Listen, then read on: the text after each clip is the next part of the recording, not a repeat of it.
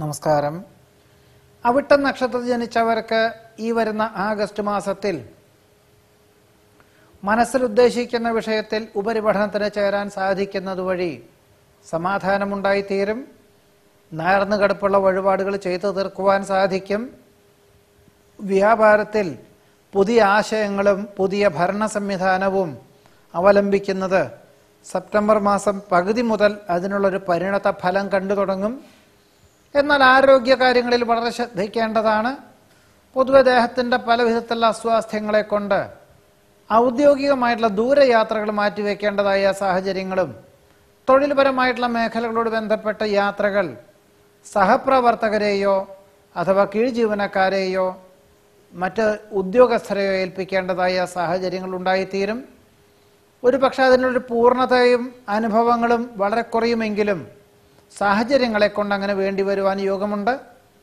ഒരു പക്ഷേ മാസത്തിൻ്റെ രണ്ടാമത്തെ പകുതിയിൽ തന്നെ ഈ അസ്വാസ്ഥ്യങ്ങളൊക്കെ എല്ലാം മാറി ആദ്യ ഒരു ചിന്തനം ചെയ്യുവാനും യാത്രകൾ പുനരാരംഭിക്കുവാനുമുള്ള സാഹചര്യങ്ങൾ കൂടി ഉണ്ടായിത്തീരും. ധാരാളം ജോലി ചെയ്താൽ പോലും അതിനനുസൃതമായിട്ടുള്ള ഒരു സാമ്പത്തികമായിട്ടുള്ള നീക്കിയിരുപ്പ് കുറയുവാൻ യോഗം കാണുന്നു.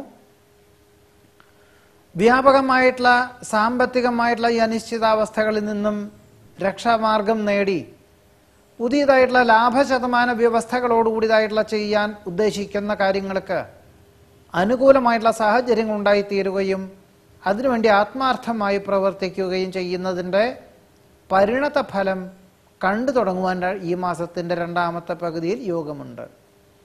മംഗളകർമ്മങ്ങൾക്കും വരുന്ന സൽക്കാരങ്ങൾക്കും ആത്മാർത്ഥമായി സഹകരിക്കുന്നത് ഒരു പക്ഷേ വളരെ ഉന്നതരെ പരിചയപ്പെടുന്നതിന് ഉള്ള വഴിയൊരുക്കുമെന്ന് മാത്രമല്ല, അവർ മുഖാന്തരം പുതിയ തൊഴിലവസരങ്ങൾ വന്നു ചേരുവാനോ കർമ്മമേഖലകൾക്ക് പുഷ്ടി ഉണ്ടാക്കുന്ന വിധത്തിൽ അവസരങ്ങൾ വന്നു ചേരുവാനോ ഉപകരിക്കും.